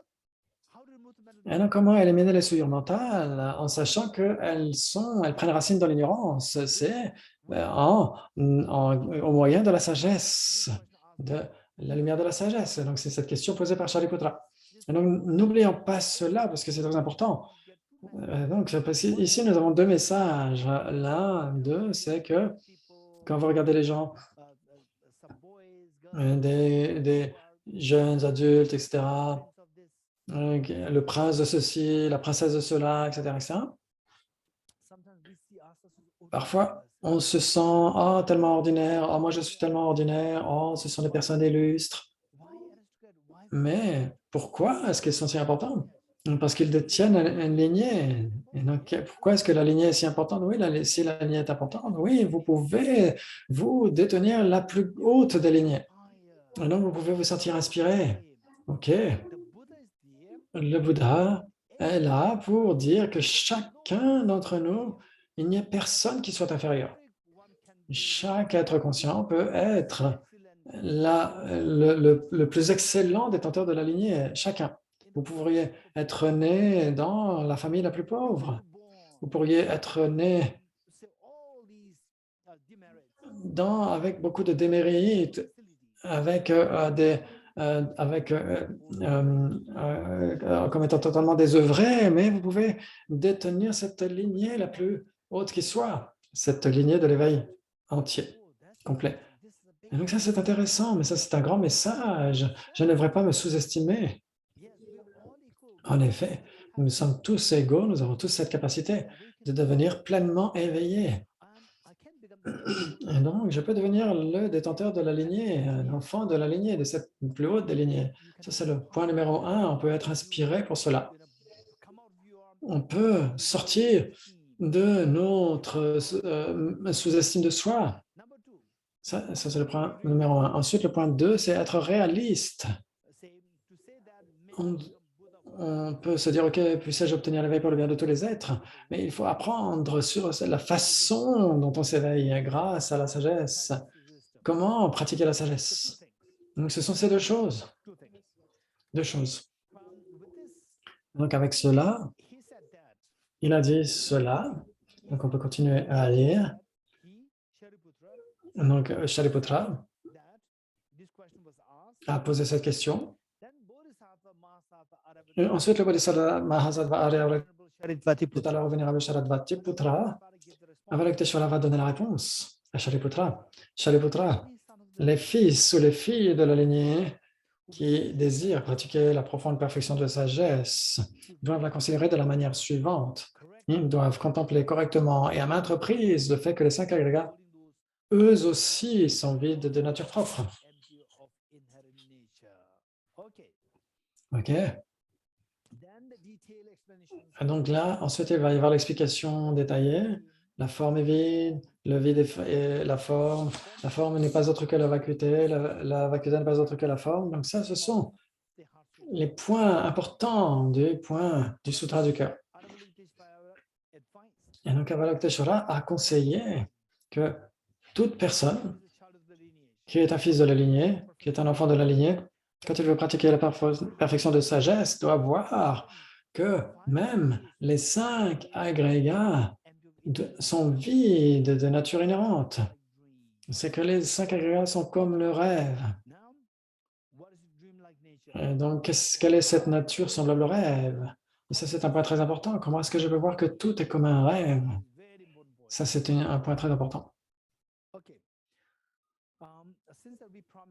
Et donc, comme on a fait la promesse de laisser 15 minutes pour les questions-réponses, donc je serai heureux de répondre à certaines questions. Et donc, à partir de demain, on expliquera bien sûr la vacuité sur la base de cela. Et donc, ces 4 lignes doivent être expliquées, ces 4 lignes de la page 4.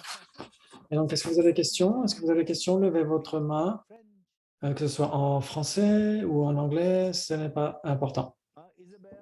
Isabelle, Donc j'espère que je reste dans le sujet, mais c'est à propos de la vue de la fleur.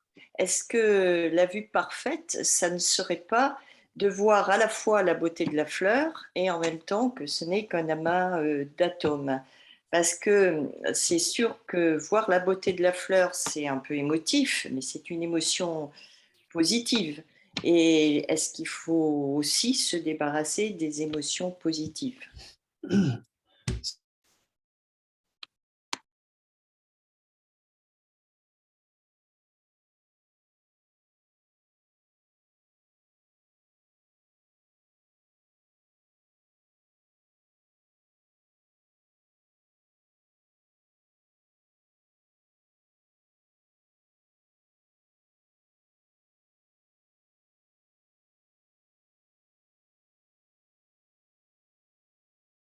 Okay.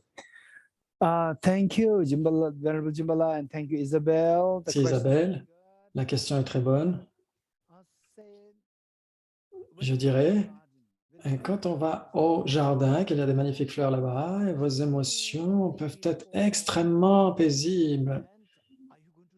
Et est-ce que vous allez détruire ces belles émotions avec la méditation sur la vacuité? Ou quand vous allez voir votre enfant, vos parents, vos enfants, et c'est quelqu'un qui est tellement aimant et attentif, et il y a des magnifiques sentiments qui vont venir en vous. Et donc, est-ce que cette méditation va faire éliminer tous ces magnifiques sentiments, ou est-ce que ça va faire stopper quelque chose d'autre? Et est-ce que ces sentiments, et donc, il y a quelque chose qui doit être éliminé grâce à la sagesse de la vacuité, il y a quelque chose qui ne sera pas éliminé. C'est tellement magnifique ces sentiments, pourquoi est-ce que je devrais les éliminer? Merci pour cette belle question. Et donc, comme on n'a que 5 sessions, je vais donner la réponse maintenant. Et donc, ça va peut-être être un petit peu technique, mais tu pourras contempler cela encore et encore, et donc ce sera utile. On va dire que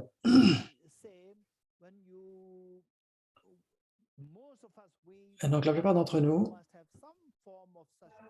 et donc quand on a une certaine forme d'expérience magnifique, par exemple, vous regardez le magnifique coucher de soleil, vous avez un sentiment magnifique en vous, quand vous regardez les vagues magnifiques sur l'océan, extrêmement douces, il y a un sentiment de tendresse en vous.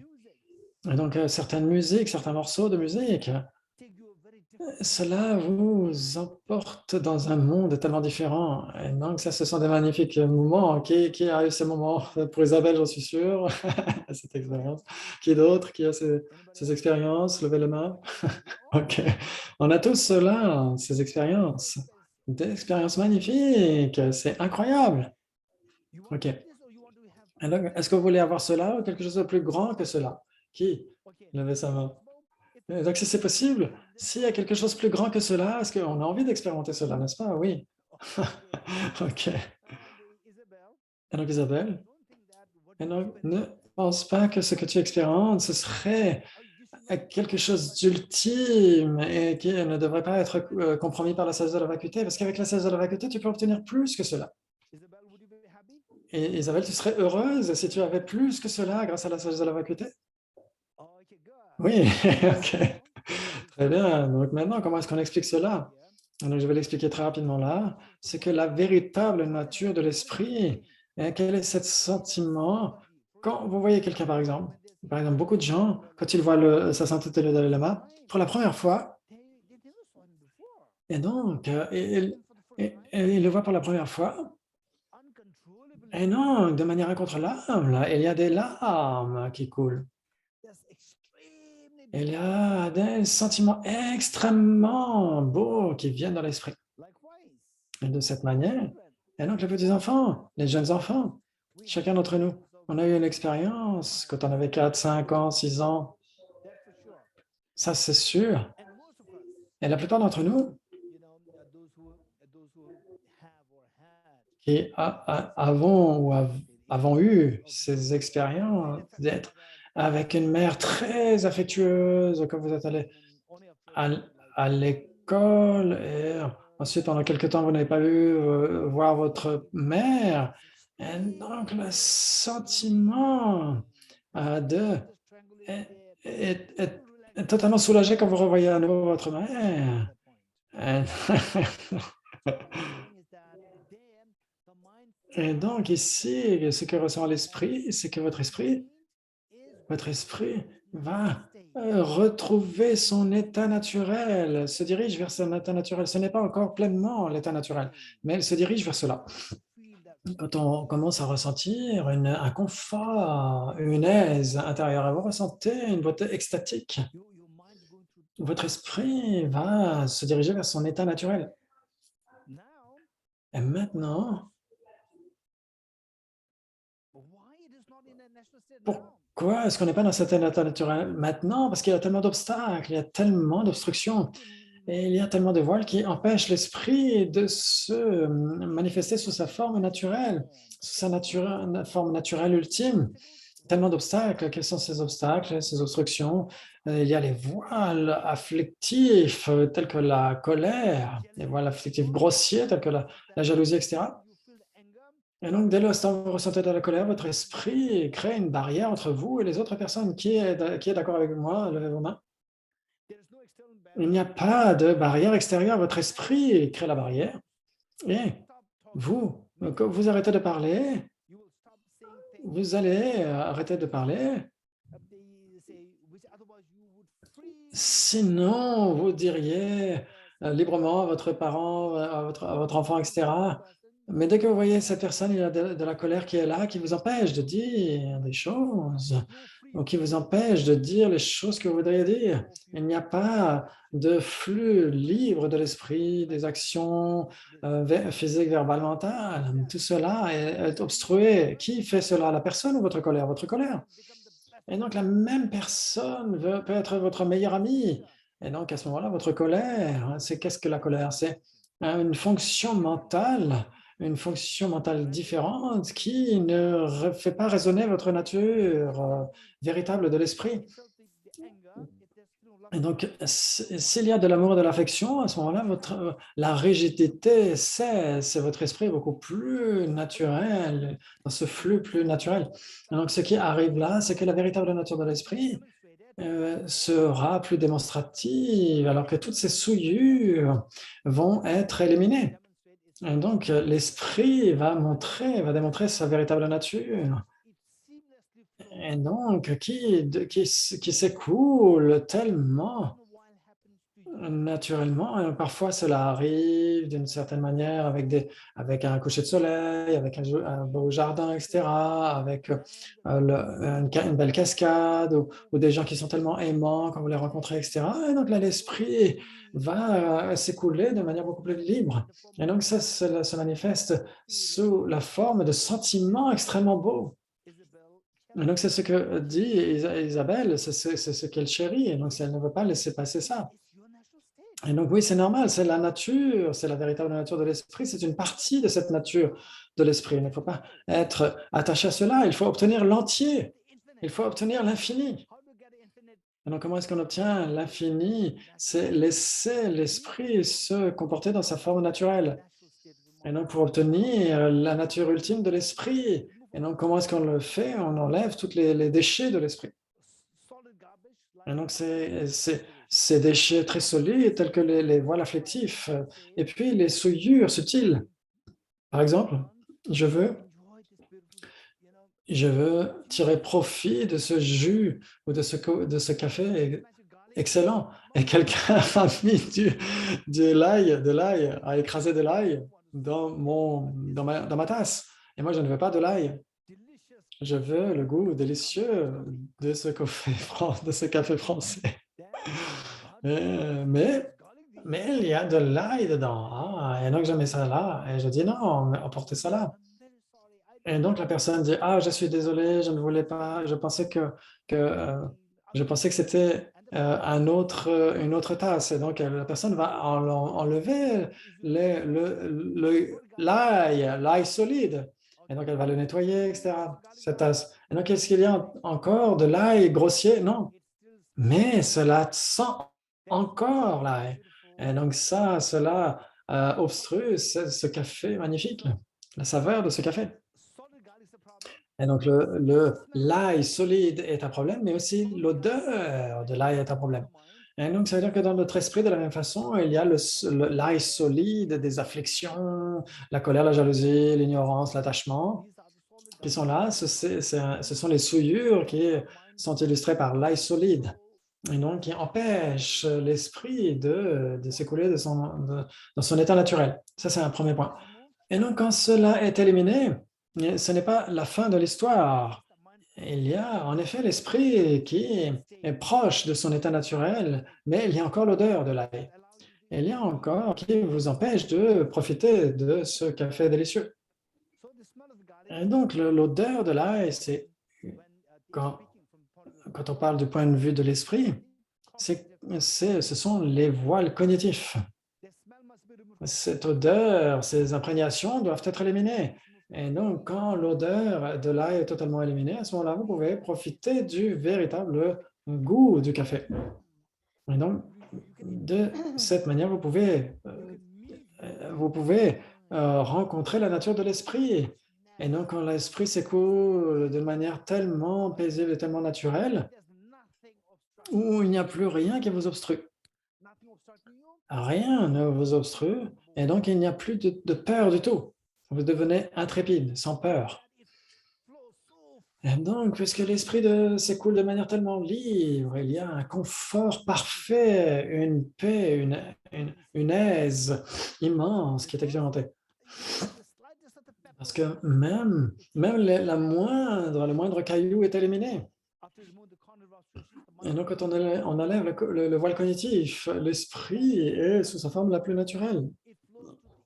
Et donc, il va vers l'infinité, vers chaque atome de l'univers. Il s'écoule, pas uniquement vers votre fils, votre fille, ou votre mari, votre femme, etc., mais vers l'infinité. Il y a une beauté infinie. Il y a des moments infiniment beaux de l'esprit. Et donc, ça, c'est tellement merveilleux. Et donc, les personnes sages ne vont pas être attachées uniquement à ce petit bienfait. Ils vont voir les bienfaits immenses, infinis, et donc ils vont aller au-delà de cela. Et donc, si on chérit ce moment tellement magnifique, la sagesse de la vacuité ne va pas les trancher, elle ne va pas les éliminer, elle va mener, elle va rendre, elle va donner le chemin pour faire en sorte que ces expériences soient infinies. Donc, de quelle manière? Ça, c'est la question qui vient après. Et donc, c'est ce qu'on devrait me poser comme question. Et donc, au cours de la 4e ou de la 5e session. Autre question? Tout est là?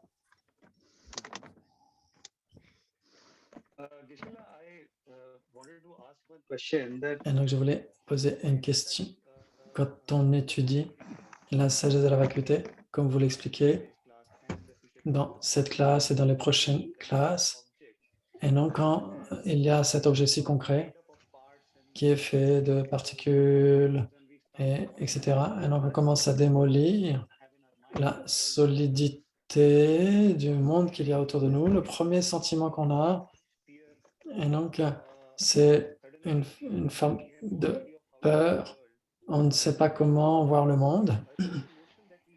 Et donc, l'émotion qu'on avait, telle que l'amour, la haine, etc., ça va être remplacé par une forme d'émotion, une forme de peur quand on approche du nihilisme. Ma question, c'est, au cours de ce voyage de la compréhension de la vacuité, et donc comment éliminer la possibilité de tomber dans le choc ou la peur, et comment aller vers la bonne compréhension de la vacuité, parce que sinon ça peut nous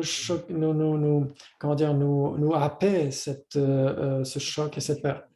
Ok, merci. Merci Tupten Chanjola pour cette question, c'est une très bonne question. Disons que comment notre esprit fonctionne, c'est très intéressant. Et donc, on veut être une personne plutôt neutre. Et donc, l'esprit est un petit peu comme la personne un peu neutre. Et votre esprit va toujours être là. Par exemple, il y a la personne A, par exemple, et la personne B. Et donc, la personne A est une personne très, très perturbée, et très, même criminelle. Mais malgré tout, la personne A, et donc c'est quelqu'un qui vous est utile, etc. Et donc qui vous soutient, qui vous défend, etc. Et dans votre vie, vous avez la personne B qui arrive. La personne B arrive, et la personne B a un comportement, et la personne A a un autre comportement, et c'est totalement l'opposé. Et la personne B s'oppose à la personne A, et la personne A s'oppose à la personne B. Et donc, qui est votre ami? C'est votre ami, c'est la personne A, malgré tout. Et donc, parce que vous voulez soutenir la personne A.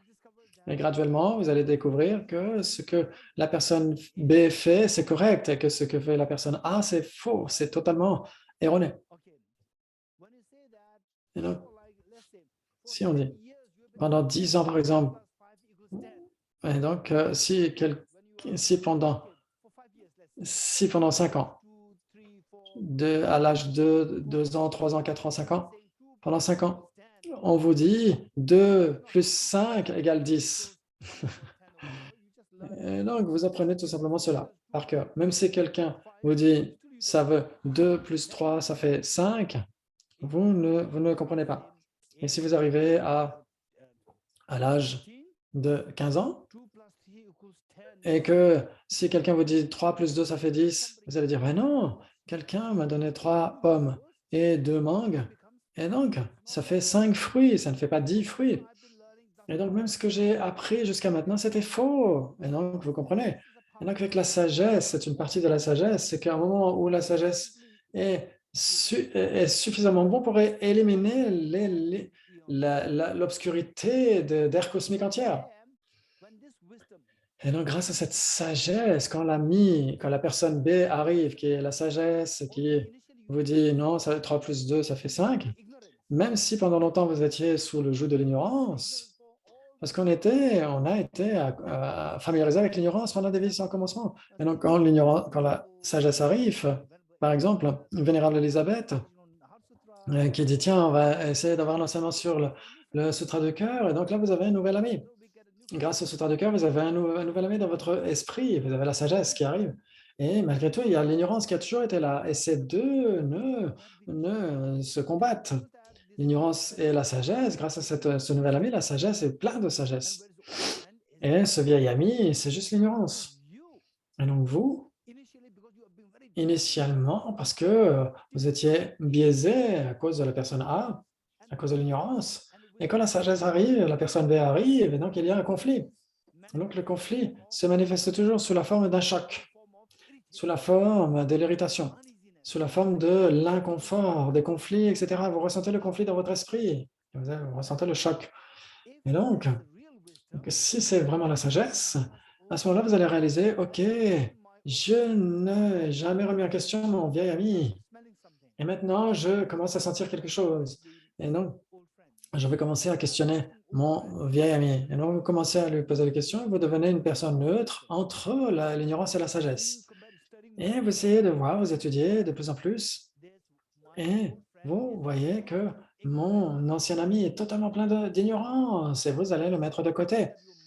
Ce qui va arriver, c'est que votre esprit va commencer à s'écouler dans son état naturel. Son état naturel, c'est l'absence totale de paix, de peur et de choc et un confort immense. Et donc ça, on ne l'a jamais expérimenté avant. Nous, on avait expérimenté que la maladie, la vieillesse, la mort, among the workplace. These are the experiences we went through since many lifetimes and even today.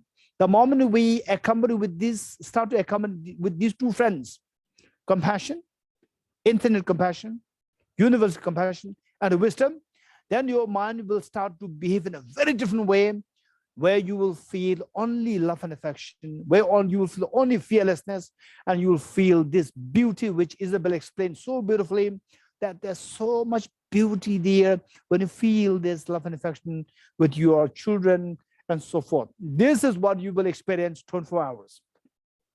Okay, Isabel, I know that your daughter or your son sometimes, you know, you have a conflict with your daughter and son. When if the conflict, that beautiful feeling is not coming. But with the Bodhisattva and the wisdom of emptiness, these two will never fight with you. They will always give you this beautiful feeling, 24 hours, 24/7. Okay, Tutela, thank you. Okay, next question. Suret, it's you. Emmanuel Conil. Hello, Geshe-la. I would like to ask what is the connection between Avalokiteshvara and Siddheshvara or Ishvara? And what is this? Say it again. the connection between Ishvara, what is that? the connection between Avalokiteshvara and Ishvara or Siddheshvara. Oh, okay. Okay.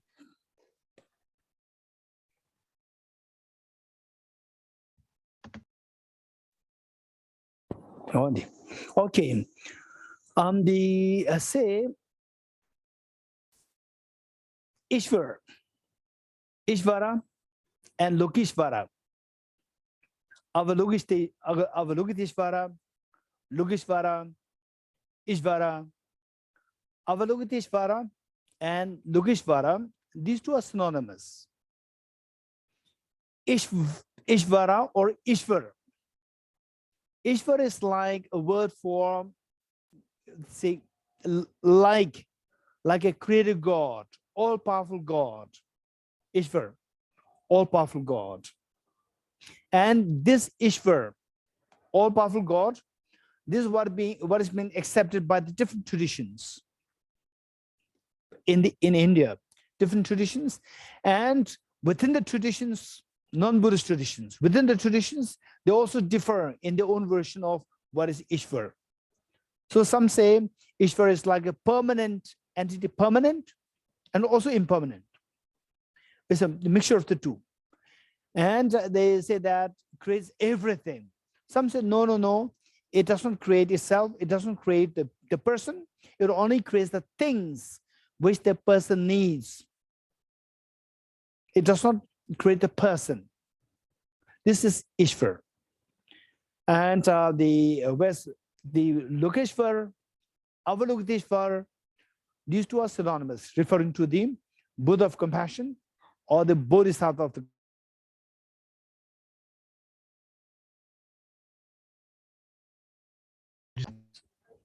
Kalpesh, you have a question? Kalpesh, Yeah, your question? Yeah, Yes. hello, Geshe-la. Geshe-la, one of the question you almost answered in the question before the one person has asked, the different things comes up and, your mind start fighting the wisdom and your old friend and a new friend, that you almost answered.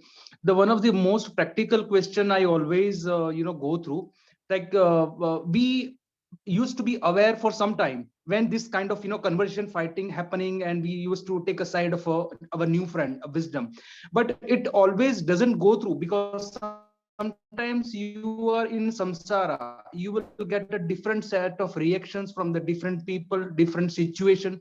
But this consistency, this for a time being, I make up myself, I train myself, I try to make understand myself, but then later on the situation comes, a different situation, so that consistency is not happening, which should be ideally there. Okay, the Kalpesh. Yeah. Okay, the Kalpesh is coming up with one question. How many of you have the same question in your mind? Raise hands. In other words, consistency is not happening, right? I know I know the good things to be done, but it's, I try, right? They say I always get up at 9 o'clock, 9 a.m. No, it should not happen. I must get up at 6 o'clock or 5 o'clock. Then I do it for 2 days, and again I'll fall back to 9 p.m. right, 9 a.m. right? Or I'll stop alcohol. I'll say no to alcohol, and then they for 1 week is amazing, right? You go, you pass by the pubs and you just close your eyes and you go.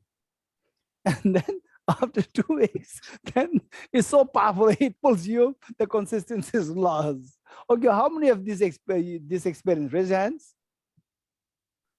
Not necessarily with alcohol, anything in our life.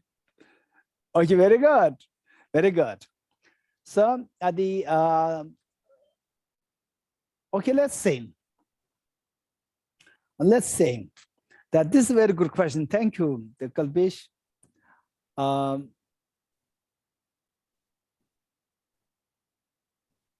Okay, let's say that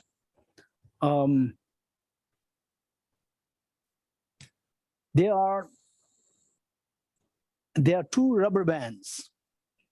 There are 2 rubber bands, one with Kalpesh and one with, let's say, the Patrick. And I want a rubber band which remains like, which remains the, okay, rubber band means it's elastic. You pull it and it goes back.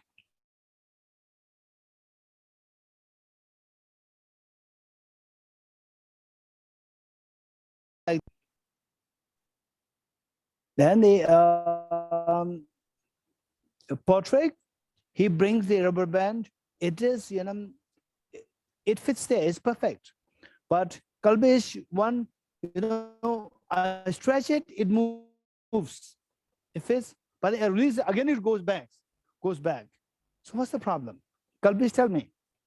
How come that yours does not stay there as it is? It goes back, like say the bad habits.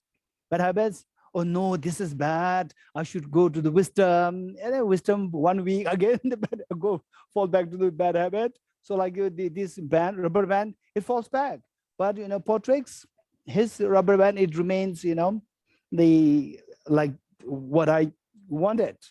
So what's how will you make your rubber band to remain as stretched as how Patrick's one is? How will you do that? Any idea, Kalpesh? If you don't have idea, let me know. I'll tell you. No, you have no idea. I don't. No. That's easy. Okay, anybody who's idea? Anybody? Kalpesh is eager to learn that. Anyone? Okay, do you agree with me that, let's say this is a rubber band. If I keep it stretching for 1 second, it go back.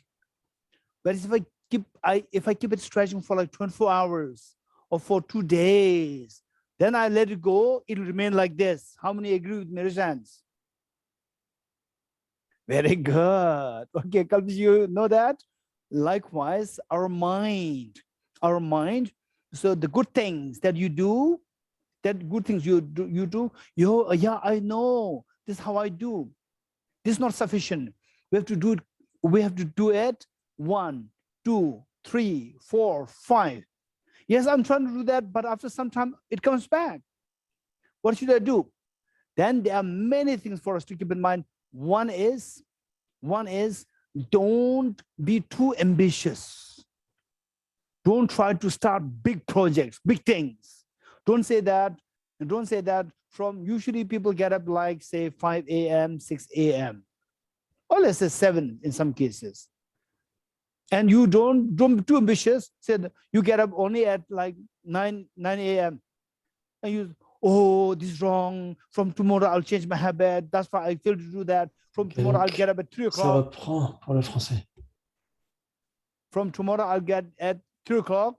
If you said this is impractical, do something which the normal people do. Don't try to, over-exceed the normal, and always take small steps. Don't take big steps. Big steps is very dangerous.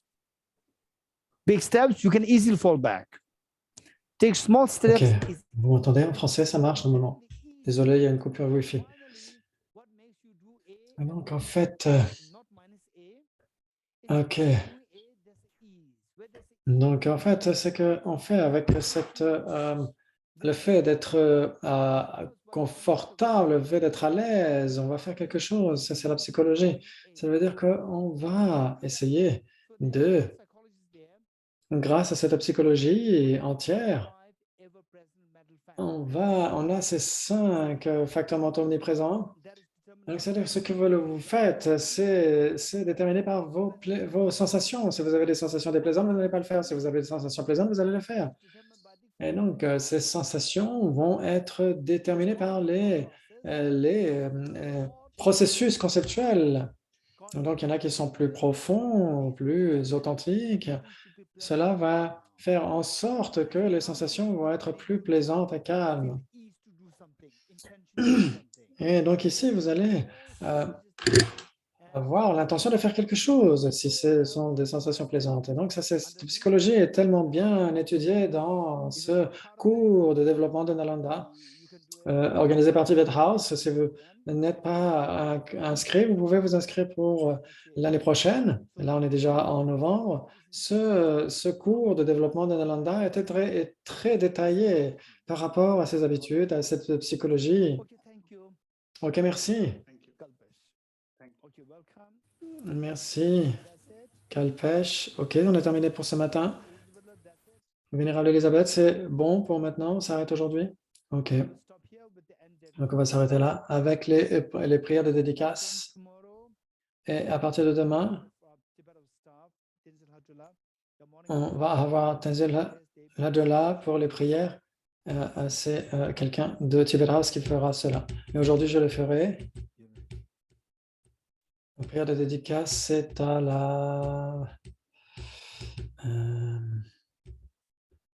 vers les dernières pages.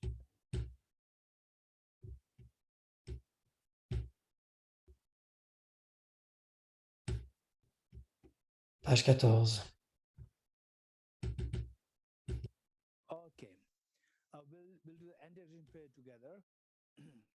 Donc ça, c'est la prière de longue vie à sa sainteté. OK. OK. Okay.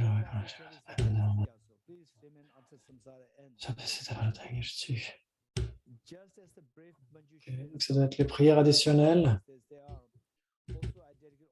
OK.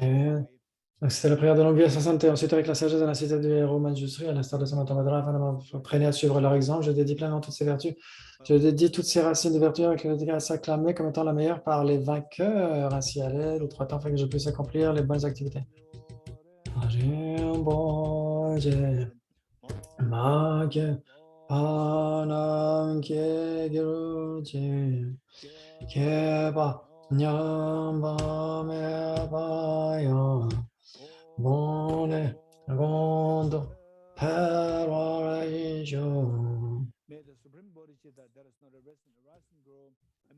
Puisse le précieux esprit devait naître là où il n'est pas né, là où il est né, puisqu'il n'a pas décliné, mais toujours se répand. Tant que demeurera l'espace, tant que des rangs l'on aura trace, puisse-je moi aussi rester pour leur souffrance et dissiper. Par les méritus de ces actions vertueuses, puisse-je atteindre rapidement l'état de Guru Buddha et mener. I dedicate the merit thus gathered towards the realization of the deeds and the prayers of all the Buddhas and the Bodhisattvas of 3 times, and to the upholding of the Dharma of teaching and realization. May I in all life, through the force of this merit, never separate from the 4 wheels of the Mahayana vehicle, and accomplish all the stages of the path, renunciation, bodhicitta, perfect in the 2 stages. With a wish to free all beings, I shall always go for refuge to the Buddha, Dharma, and Sangha until I reach full enlightenment. Inspired by wisdom and compassion, today in the Buddha's presence, I generate the mind of full awakening for the benefit of all sentient beings. I go for refuge to the Triple Gem. I confess the negativities individually. I rejoice the virtues of all the beings. I hold the precious Buddhahood in my heart.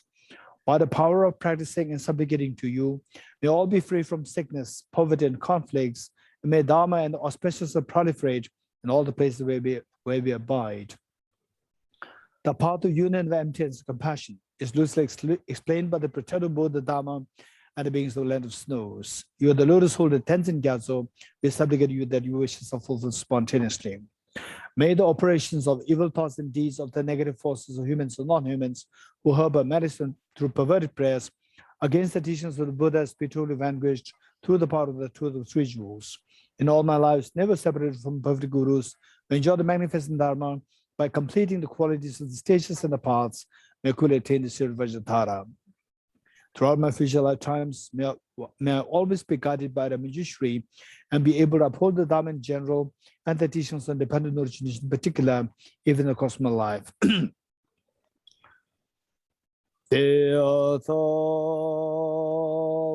Om Gate Gate Paragate Parasamgate Bodhiswaha Tyatha Om Gate Gate Paragate Parasamgate Bodhiswaha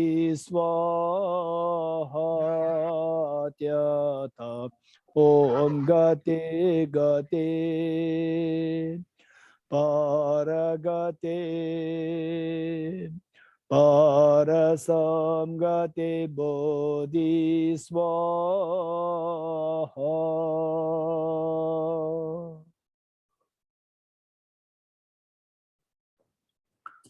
Okay, thank you, all of you. Thank you, See Geshe-la. tomorrow.